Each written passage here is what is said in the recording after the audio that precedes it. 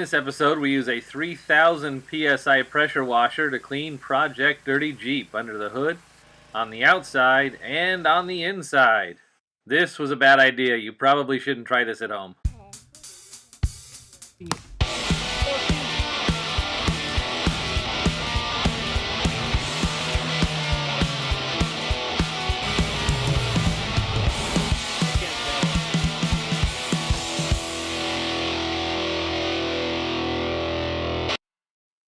So after soaking up the sun for months in the Nevada desert, the whole Jeep, including the engine, was just covered in silt.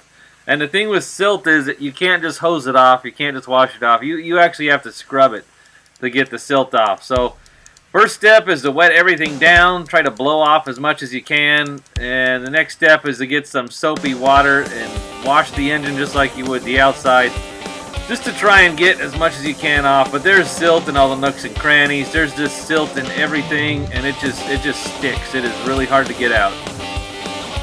You want to remember too, you want to wash all the painted surfaces. The underside of the hood is also a painted surface. There's a big felt insulation blanket under it that gets dirty, it collects dust, but it's important to clean all that off and keep it just as clean as you do the outside of the body. Keep in mind, this is a 3000 psi pressure washer. There's a lot of electronic devices under the hood. You really need to be careful with what you're spraying. Whenever I use a pressure washer under the hood, I try to avoid spraying directly on stuff like the ECU and little computer controlled devices, solenoids, plugs, anything that's electronic, because that pressure washer will cause damage to electronic components. It's important to spray everything off, but you've got to be very careful with what you're actually spraying. With 3000 psi, it's really good for taking off grease and oil too that's on the engine, but it'll also take off painted surfaces and emblems and other things that might be under the hood. And the outside, we're just wetting down the body. We'll fast forward through this part.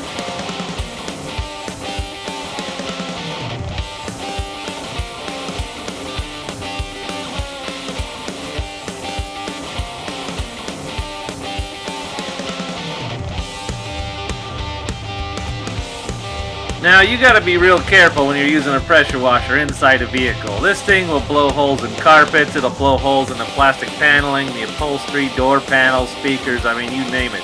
This has the power to destroy all of it, so you've gotta be real careful with what you're spraying.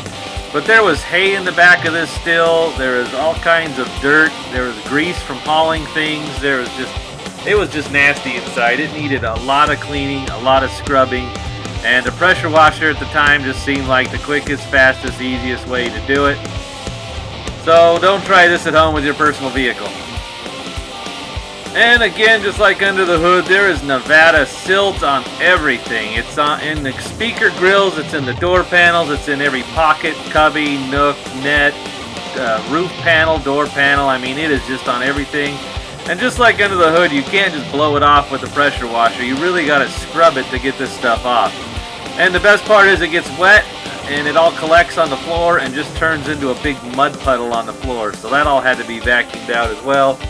But the pressure washer worked good to blow off the silt that's on the hinges and a lot of the door frames, a lot of stuff that was hard to get to. But it's going to need to be cleaned again. This was cleaning number one. It probably needs this 2 or 3 more times really to get all that silt off of everything. That stuff is really fine. It's all in all the ductwork. It just gets everywhere.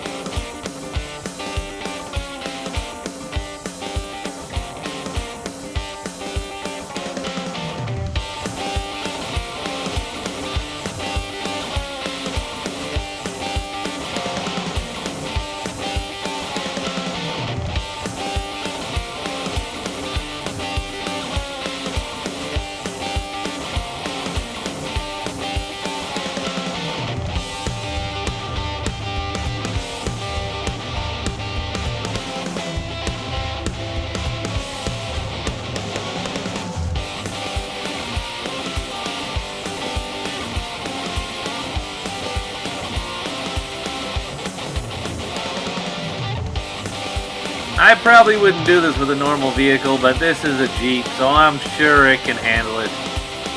The inside of the car is now clean. This was a brilliant idea. I don't know why I didn't think of this before.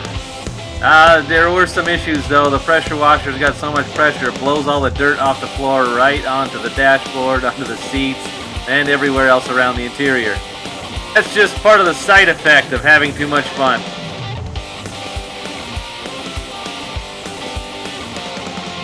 If you are thinking about doing something like this, just remember there is a muddy lake that seemed to appear a couple times a day. I had to keep vacuuming it out. And there is this white crusty stuff in the seat. The pressure washer didn't even touch that. I don't know what it is, but I could not get it off. Stuck there in the seat. We're vacuuming it up, trying to dry off the seats as much as possible. I had the car running the heater, again to help dry the interior out.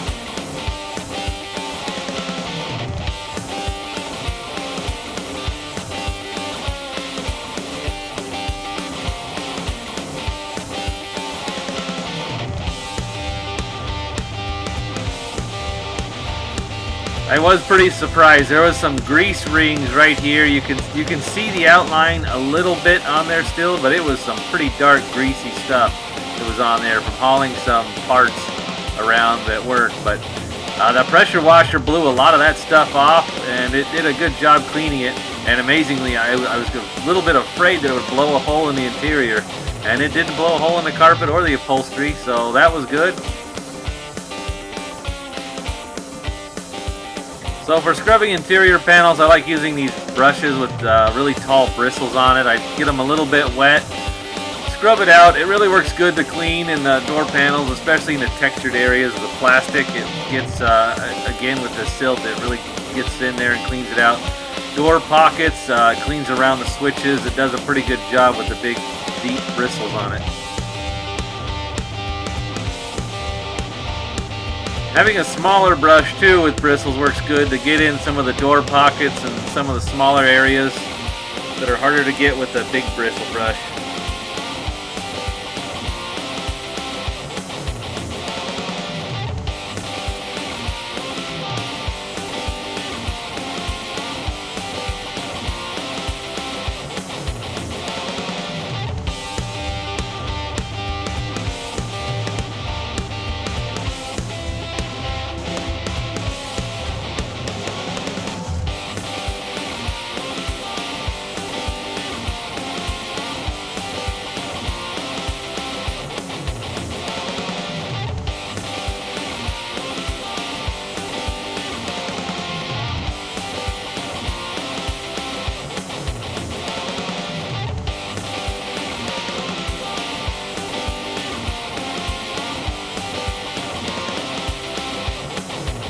This brush with the long bristles works good on the interior too, around the radio knobs, the HVAC knobs, a lot of the controls. It cleans around the knobs, it cleans the knobs, it cleans in the crevices, it cleans in the air vents, it just works to clean everything. It scrubs a lot of the dirt off, a lot of the grease. It works really good in tight places.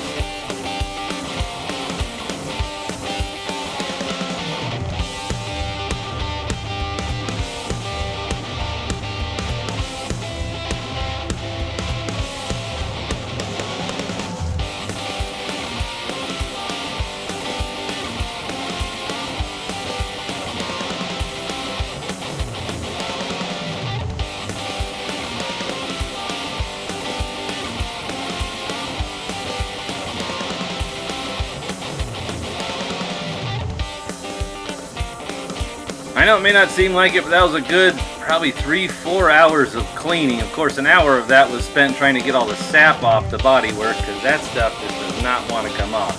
2 tanks of gas in the pressure washer to do the inside, the outside. We still didn't even get to the bottom. We got a lot of the grease out of the interior and a lot of the dirt out of the interior, but it's definitely not perfect yet. But a little more work and probably clean it 3-4 more times, it'll be clean. The floors are still pretty dingy, even though they're scrubbed. I put some leather conditioner on the seats, on the leather seats. Soaked in and helped them a little bit. They're still dirt, they're still mud, there's still stuff stuck in a crevice, even though I scrubbed it with a brush. But that's how the silt is. It just gets everywhere. It does not want to come off.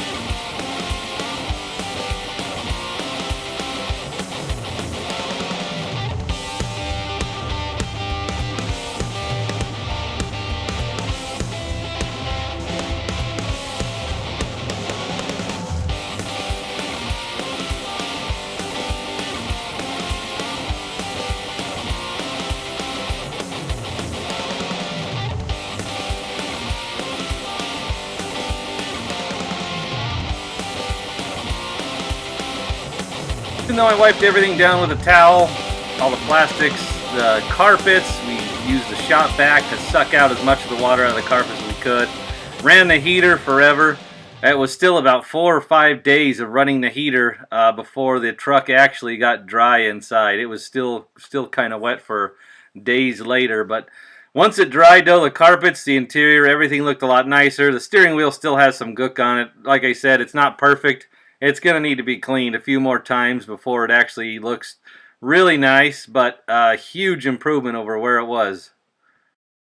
In the next episode, we changed the oil in the engine, which is only about a year overdue. I'm sure that had no effect on the longevity of the Hemi. We also serviced the transmission without blood bathing the driveway. Yeah, not going to happen. Please hit that subscribe button and watch for the next video. Until then, we'll see you next time.